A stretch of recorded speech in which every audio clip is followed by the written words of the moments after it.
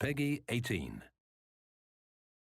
Infantry, tanks, and jets, oh my, ladies and gentlemen, this is Battlefield 3 and the 12-minute gameplay trailer for the Fault Line series, brought to you in part by EA and DICE. I'm Chris, aka Sidestrafe, with Vizzo Games, and this is basically going to be a play-by-play of this trailer, as well as a nostalgic look back at the franchise that is Battlefield. And I'm getting excited, guys. I don't know about you, but I'm pretty sure that we've all got goosebumps over the footage we've been seeing, and this trailer is no different. Now, as we take a look here, we've got these Marines. They're being deployed, and the animations are astounding, to say the least. They're just legit. They're just right on par with the best of motion capture these days. You can see just the level of detail. You had that little bird fly in, the shadows, the shading, the texture detail, all the things going around. Guy getting searched over there, guys talking, more prisoners coming in, just the debris floating around, the ambient audio that's just enveloping your senses, just all the detail. Look up, look at the wiring and everything. It's just so detailed. And here's a good example of the texturing that this engine is providing with that map. You can really see a lot of detail in that map. You can see how the digital camouflage of the Marines here is just really standing out as just really sharp and crisp. So the engine technology with Frostbite 2 is totally there. Now you might be saying, graphics, schmaffics. You've seen it, been there, done that. What about the gameplay? Well, if you haven't been a Battlefield fan or you haven't played any of them at all, I can tell you this. Be safe in knowing that since Battlefield 1942, the games have always had great gameplay. They've never suffered in that department. In fact, every iteration has usually been better. In some cases, there's a few discrepancies there, but typically they continue to add features on top of features, and now I think we're just seeing the icing on that giant cake of awesomeness, which is Battlefield 3. But as you can see here, we're still looking at this single-player trailer. These guys are making their way through. There's a little bit of tremor action going on there. Again, the detail, the interiors, they're really showing off what this game can do. And you can obviously get that gritty, more dark, realistic feel. That sense of danger. You can almost feel how creepy in a way it would really be in the situation where you're in unfamiliar enemy territory and it's just you and your squad mates here, and you know, one bullet in real life and you could be done. However, the game's going to be a little bit more lenient, but as we can see here, a shot rings out. You take some of that blood off of one of your buddies here. You got to drag him to safety while these guys lay down some cover fire, and it's intense. I mean, the sheer amount of ballistics that's going on right now, the audio is insane. It's just really immersive, and I'm probably going to keep using that word throughout this trailer. You got to take cover. You're taking a few hits. You can definitely see that the damage isn't 100% realistic. You might be taking some scrapes, but you're still holding in there. Got to reload. Your guys are ducking for cover, providing more fire. Frag out. And the Battlefield series has always been a nice blend between realism and arcade, and it found that good balance in between where it's still really lethal. It takes a couple hits to go down, but it also has that little bit of arcade mode to it, to where it's not 100%. Let's say, Tom Clancy Rainbow Six, for example, RPG inbound. You can see that your body actually plays a huge role in the game as well. As you saw, your entire player model basically hit the ground, and instead of just your arms, which isn't done too often. You can also notice here, this is interesting to me, is that you're in semi-automatic modes of fire here, which basically means single shot, which a lot of games don't give you anymore. It's normally full auto, and that's it. It's nice that you have a choice, because semi-automatic is a lot better for range firing. These guys are taking cover, but no longer. Basically, don't mess with these Marines. This guy's gonna come to a nice untimely death there. These guys are pulling back. They're trying to retreat, taking some out as they go. Yep. Don't mess with the best.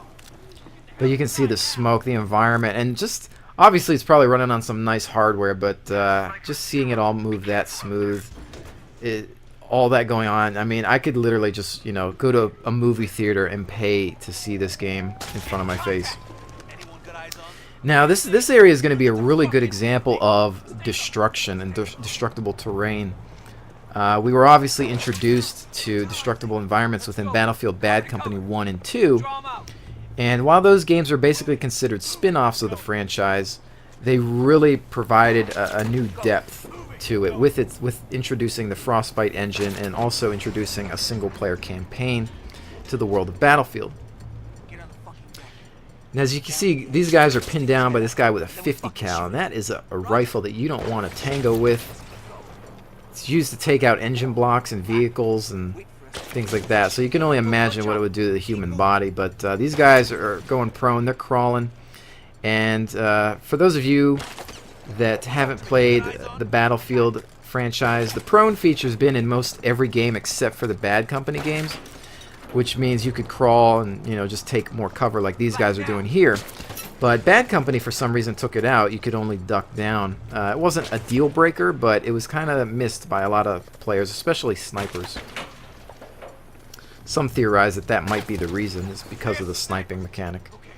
But let's watch how these guys handle this threat. He's dug into a spider hole. I got AT.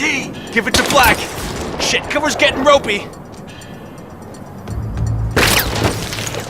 I'll cover you, and you hit him. Clear your back blast. Stand by. 3, 2, 1. Suppress it!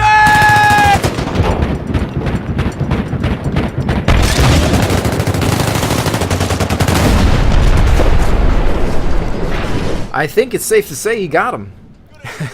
He just answered back with something a little bit larger.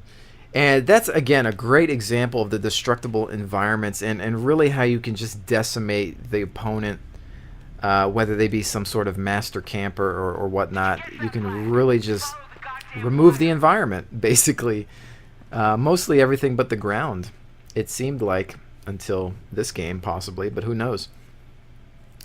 Now, again, we're seeing some solo action, which usually is a bad idea in any modern or realistic scenario. However, this is, you know, a Battlefield game, so you're being set out to go track down a detonator, I believe. So again, the immersion, just the immersion factor of you know, crawling through ventilation alone is in depth. Again, seeing more of your body come into play there.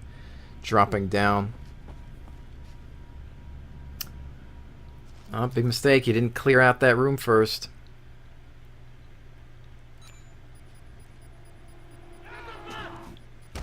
And a deck to the face. Now, the real nice thing I like to notice about this fight is we have seen first-person fighting before, but I don't think we've ever seen it be this fluidic. Like, you can feel these hits and you can hear them. Like that, you felt that guy get hit and thrown against the wall. Like, you're feeling this guy get thoroughly beaten about the head and neck, and he deserves every whooping.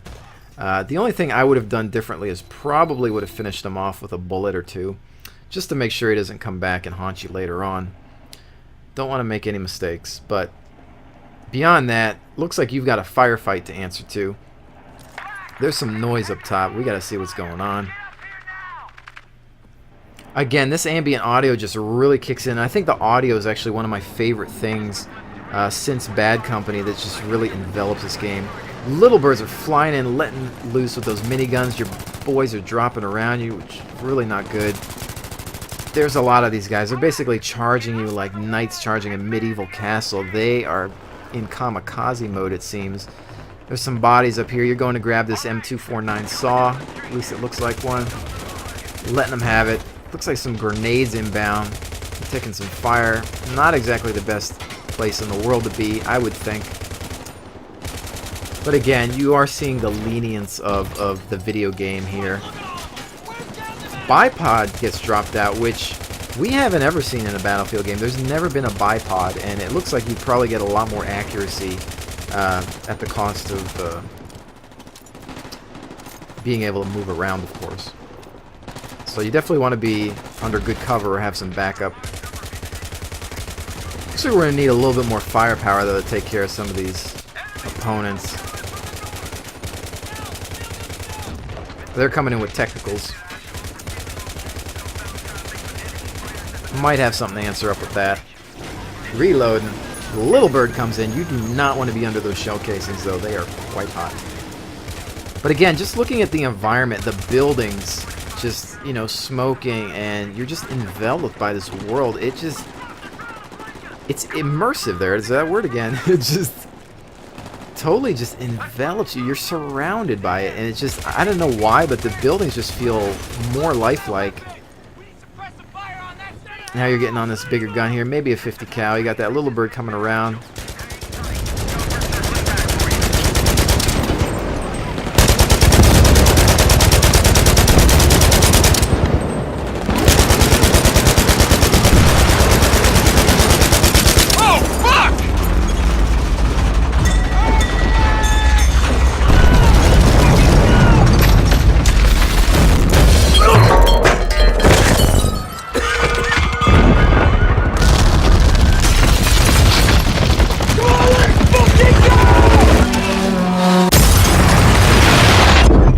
Guys, this has been Battlefield 3 and the 12-minute Fault Line trailer. There's a lot more coming up. Definitely stay tuned. Thanks for joining me. This is Chris, aka SideStrafe with Vizzo Games. Take care, guys. 5 seconds. And ready. Oh, shit!